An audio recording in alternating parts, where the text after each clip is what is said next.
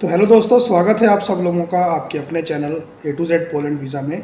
आज की इस वीडियो में हम लोग जानेंगे पोलैंड वीज़ा एप्लीकेशन का जो पार्ट 2 है उसका प्रोसेस क्या होता है, आपको फुल एप्लीकेशन कैसे करना है, क्या क्या डिटेल्स डालनी है। आज हम लोग उसके बारे में बात करेंगे। फर्स्ट पार्ट मैंने ऑलरेडी अपलोड कर दिया था, वो इसलिए था कि आपको आपका जो वर्क परमिट है वो रजिस्ट्रेशन करना है। उसके 48 आवर्स के बाद आपको एक मेल आता है, उस मेल में जो लिंक है उसको जब आप क्लिक करेंगे तो उसके बाद में एक नया फॉर्म खुलता है। वो फॉर्म आपको पूरा फिल करना है। फिर उस फॉर्म को फिल करने के बाद आपको वो फॉर्म डाउनलोड करना है। उसके बाद में आपका जो एप्लीकेशन है वो ई कॉन्सुलेट की वेबसाइट पे चला जाता है। मान लीजिए कि आपकी जो एम्बेसी में चला जाता है। फिर आपको एक हफ्ते बाद एक ड्रॉ आना शुरू हो जाता है। तो क्या प्रोसेस है, कैसे फॉर्म फिल करना है, सेकंड फॉर्म, आज हम लोग उसके बारे में जानेंगे। तो चलिए स्टार्ट करते हैं। वर्क परमिट रजिस्ट्रेशन होने के बाद जो 48 आवर्स में आपको मेल आता है, उस मेल में जो लिंक होएगा, उस लिंक को जब आप ओपन करेंगे तो आप डायरेक्ट इस पेज के ऊपर आ जाएंगे। ये याद रखिए, एप्लीकेशन फॉर नेशनल वीज़ा, इस पेज के ऊपर आ जाएंगे और आपको इन फील्ड्स को प्रॉपरली फिल करना है। ये देखिए यहाँ पे दिया हुआ है, fields number 1, 2, 3, 5, 13, 31, 34 should be filled in using the Latin alphabet, मतलब कैपिटल लेटर्स में आपको भरना है। ओके, ये ध्यान रखिएगा, स्मॉल लेटर्स में मत भरिएगा। जो नंबर उन्होंने दिए हुए हैं, खास करके ये जो नंबर है ये आपको कैपिटल लेटर्स में लिखने हैं। फर्स्ट जब आप रजिस्ट्रेशन करेंगे फॉर्म फिल करने के बाद, उसमें जो कुछ डिटेल्स हैं जैसे आपका surname, name, given name, date of birth, ये ऑलरेडी इसमें दी होंगी क्योंकि हमने पहले रजिस्ट्रेशन कर दिया था। तो ये डिटेल्स बहुत सारी इसमें ऑलरेडी होंगी। आपको वो देख लेना है कौन कौन सी डिटेल इसमें दी हुई है और जो नहीं है वो आपको फिल करनी है। पहले आ जाएगा सरनेम, आपका अगर है तो उस पहले फॉर्म में भरा था तो इसमें भी अपने ऑटोमेटिक आ जाएगा, आपको भरने की ज़रूरत नहीं है। सरनेम भी, गिवन नेम भी, डेट ऑफ बर्थ आपको डालना है तो वो आप अगर आपने पहले नहीं डाला है तो यहाँ पे आपको डालना पड़ेगा। प्लेस ऑफ बर्थ आपको देना पड़ेगा, कुछ भी लिख लीजिए जो भी आपका प्लेस ऑफ बर्थ होगा। तो मैं अपने एक आपको आइडिया से दिखा रहा हूँ, मतलब एग्जाम्पल की तरह से। ओके,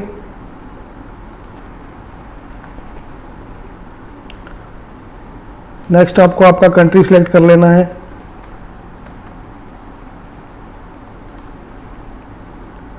करंट नेशनलिटी आपकी कौन सी है, जिस कंट्री में है आपकी नेशनलिटी, इंडियन है तो इंडियन, पाकिस्तानी है तो पाकिस्तानी, बांग्लादेशी है तो बांग्लादेशी। उस हिसाब से आप अपनी नेशनलिटी यहाँ से सिलेक्ट कर लेंगे।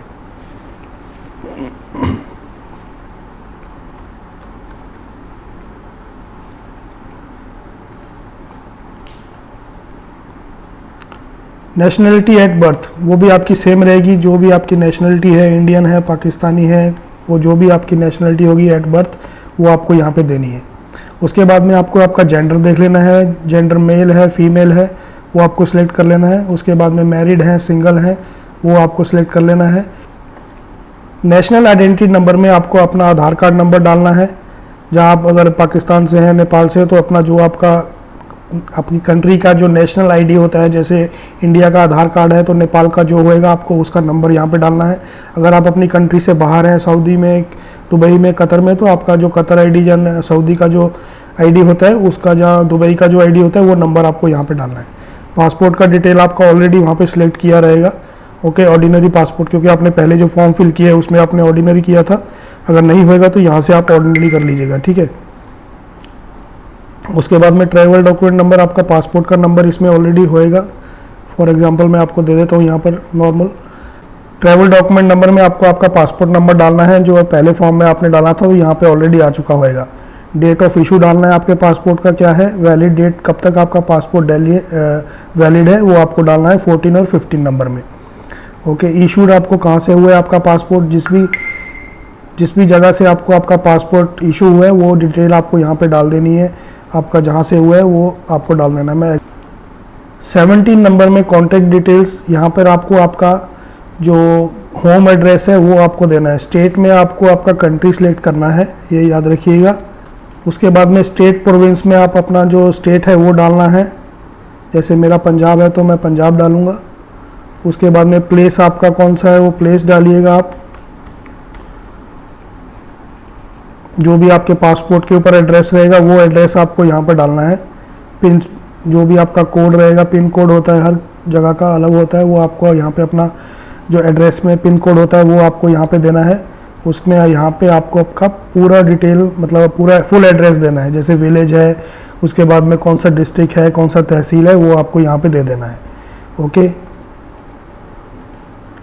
नेक्स्ट आपको यहाँ पे अपना ईमेल दे देना है। ईमेल ऑलरेडी आपका आ चुका होगा क्योंकि पहले आपने जो ईमेल डाला था वो ईमेल यहाँ पर आ चुका होगा। ठीक है, तो फ़ोन नंबर भी आपने पहले दिया था पहले फॉर्म में, वो भी यहाँ पे हाईलाइट हो जाएगा। अगर नहीं है तो आप अपना फ़ोन नंबर यहाँ पे दे दीजिएगा। उसके बाद में अदर डाटा में आ जाएगा, do you permanently resident in different country that the country your nationality, do you permanently reside in different country than the country of your nationality. Other data में आपको लिखना है यस तब करना है अगर आप अपनी कंट्री से बाहर काम कर रहे हैं, सऊदी, दुबई, कतर, बहरीन, कहीं पे भी आप काम कर रहे हैं तो आपको यस कर देना है। अगर आप इंडिया में ही अपनी कंट्री में ही है तो आपको यहाँ पे नो कर देना है। ओके, अगर आप यस करेंगे तो यहाँ पे आपको आपका कतर आईडी नंबर और उसका एक्सपायरी डेट यहाँ पे डालना है। जैसे अब मैं कतर में हूँ तो मैं कतर का एग्जाम्पल दे रहा हूँ, तो आप सऊदी में हैं तो सऊदी का आपको यहाँ पे नंबर डालना है और उसका एक्सपायरी डेट डाल देना है। करंट ऑक्यूपेशन नीचे दिया गया है 19 नंबर में। करंट ऑक्यूपेशन में आपको ब्लू कॉलर जॉब डाल देना है। Employer name, address, phone number in case of student name and other school in case of under graduate, यहाँ पे आपको कर देना है एम्प्लॉयर। ओके, यहाँ पे आपको एम्प्लॉयर करना है। अगर आप अपनी कंट्री से बाहर कहीं काम कर रहे हैं तो यहाँ पे आपको एम्प्लॉयर करके आप जिस कंट्री में काम कर रहे हैं उस कंपनी का नाम, उस कंपनी स्टेट में आपको कंट्री सेलेक्ट करना है।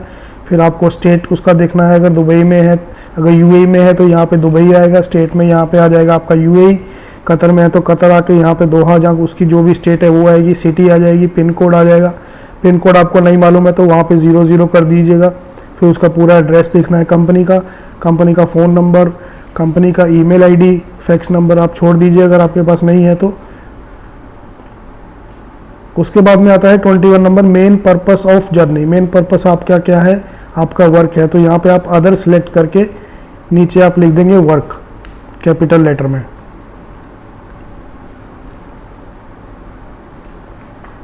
ओके, नेक्स्ट आपको जाना है ट्रैवल डाटा में। ट्रैवल डाटा में आपको द डेस्टिनेशन मेंबर आपको पोलैंड सेलेक्ट करना है। द मेंबर स्टेट ऑफ भी आपको यहाँ पे पोलैंड सेलेक्ट करना है।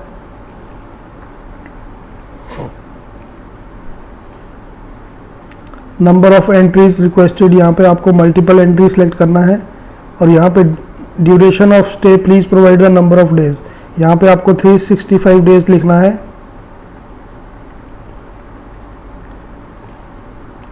एक साल का ये आपको वीज़ा इशू करती है तो आपको 365 डेज लिखना है। नेशनल और Schengen visa issued past 5 year, अगर आपको कोई पहले वीज़ा मिला हुआ है शेंगन कंट्री का तो यस करना है और बाद में उसका डिटेल यहाँ पर देना है, कब से लेके कब तक आपका वीज़ा था। अगर नहीं मिला है तो सिंपली नो कर देना है आपको। उसके बाद में नीचे आपको जाएंगे तो 27 नंबर में वेयर योर फिंगर कलेक्टेड, इसको अगर आपके पहले फिंगर दिए हुए तो यस कीजिए, नहीं तो नो कर दीजिए। Entry permit for country of destination does not apply आता है। इंटेंडेड डेट आपने जो पहले फॉर्म में जो डाला था इंटेंडेड डेट, वही डेट आपको यहाँ पे डालना है और यहाँ पे आ जाएगा आपका 30 नंबर में आपका जो वर्क परमिट का एक्सपायरी डेट वो यहाँ पे आ जाएगा 30 नंबर में। 29 नंबर में आपका जो इंटेंडेड डेट जो आपने पहले फॉर्म में डाला था वो आएगा और 30 नंबर में आपका वर्क परमिट का एक्सपायरी डेट आएगा। डाटा ऑफ रिसीविंग पर्सन, जो आदमी आपको रिसीव करने आएगा, जहाँ आपको वहाँ पे लेने आएगा, उसका डिटेल आपको डालना है। उसमें आप यहाँ पे देखिए 2 नंबर दिया हुआ है 31 और 32। ये 31 और 32 आपके लिए जानना बहुत ज़रूरी है, मोस्टली लोग इसमें गलती करते हैं। Okay, is the inviter a company और ऑर्गेनाइजेशन, अगर कंपनी है तो कंपनी कीजिए, अगर कोई आदमी आपको इन्वाइट कर रहा है पर्सनली तो उसको पर्सनली कीजिए, यहाँ पे पर्सन कीजिए। तो आप कंपनी के पास जा रहे हैं तो यहाँ पे आपको कंपनी सेलेक्ट कर देना है। ठीक है, ये याद रखिएगा।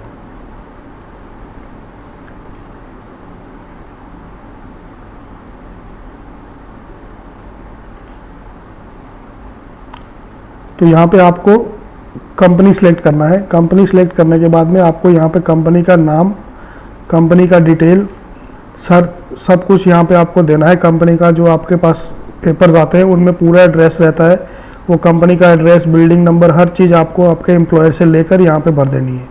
और फिर 32 नंबर में आपको कुछ भी डालने का ज़रूरत नहीं है अगर आपने कंपनी सेलेक्ट किया है यहाँ पर। अगर आपने ये वाला कॉलम सेलेक्ट किया है ऊपर तो फिर आपको दूसरा फॉर्म ये ऊपर वाला नहीं भर के नीचे वाला ये 32 नंबर भरना पड़ेगा। ये दोनों भर सकते हैं, नहीं तो सिंगल भरेंगे तो भी चलेगा। कोशिश कीजिएगा यहाँ पे कंपनी सिलेक्ट करके और उसके बाद में आप अपना यहाँ पे फॉर्म फिल कीजिए। नेक्स्ट आ जाता है surname, given name, address, email address of the contact person in the organisation. ये अगर आपने पहला सिलेक्ट किया होगा तो आपको यहाँ पे देना है, ठीक है। उसके बाद में कंपनी ऑर्गेनाइजेशन फ़ोन नंबर, ये भी आपको छोड़ देना है। Data and person covering the expenses, कौन आपका एक्सपेंस कर रहा है वो आपको यहाँ पे देना है। Travel expense visible covered by the applicant himself the sponsor, यहाँ पे आपको स्पॉन्सर कर देना है। और उसके बाद में रेफर कर देना है 31 और 32 नंबर में, ओके। जो एड्रेस आपने ऊपर दिया है वही आपका स्पॉन्सर है, वही आपका रेफर्ड 31 और 32 नंबर इसमें यहाँ पे रेफर कर देंगे हम लोग। नीचे आ जाएगा मीन्स ऑफ सपोर्ट, क्या क्या आपको सपोर्ट दे रहा है वो, तो जो भी आपको फैसिलिटी आपका कंपनी प्रोवाइड कर रहा है वो आपको यहाँ पे सिलेक्ट करना है। अगर अकोमोडेशन दे रहा है, प्रीपेड अकोमोडेशन है, प्रीपेड आपको ट्रांसपोर्ट है, वो आपको सिलेक्ट करना है। Cover all expenses during stay है तो वो कर देना है। अगर और कोई आपको दे रहा है वो फैसिलिटी तो वो आपको यहाँ पे सिलेक्ट करके यहाँ पे देना पड़ेगा, ओके। यहाँ पे अपनी मर्जी से कुछ भी सिलेक्ट मत कीजिएगा, जो जो फैसिलिटी आपको आपकी कंपनी दे रही है आपको सिर्फ वही सिलेक्ट करना है, क्योंकि इंटरव्यू के टाइम में आपसे पूछा जा सकता है। अगर आपके पास ट्रैवल इंश्योरेंस आपने ऑलरेडी लिया हुआ है तो उसका नंबर यहाँ पे डाल दीजिए, अगर नहीं है तो इसको खाली छोड़ दीजिएगा। उसके बाद data of document authorising to you working, ये आपको छोड़ देना है। 34 नंबर में आपको कुछ नहीं भरना है, डज नॉट अप्लाई आ जाएगा आपका। उसके बाद में EU नेशनलिटी डाटा, इसको भी आपको डज नॉट अप्लाई कर देना है, इसमें भी आपको कुछ नहीं भरना है। नीचे आ जाएगा आपका एप्लीकेंट डाटा, ओके। इसको आपको तीनों को क्लिक कर देना है। इनको चेक करने के बाद चारों को एक बार आप अपना फॉर्म अच्छे से चेक कीजिएगा, ऊपर से लेके नीचे तक अपनी पूरी डिटेल चेक कीजिए, डबल चेक। जो भी आपने डिटेल डाली है वो एकदम करेक्ट होनी चाहिए, कोई भी उसमें मिसमैच नहीं होना चाहिए। पूरे से अच्छे से ध्यान से देखकर एक एक कॉलम अपना वेरीफाई करने के बाद में आप, क्योंकि ये एक बार फॉर्म फिल कर दिया फिर अगर आपने कुछ गलती की तो इसको कैंसिल करना पड़ेगा, ये चीज़ याद रखिए। अच्छे से ये फॉर्म फिल करने के बाद अपना पूरा डिटेल अच्छे से चेक कीजिए, डबल चेक।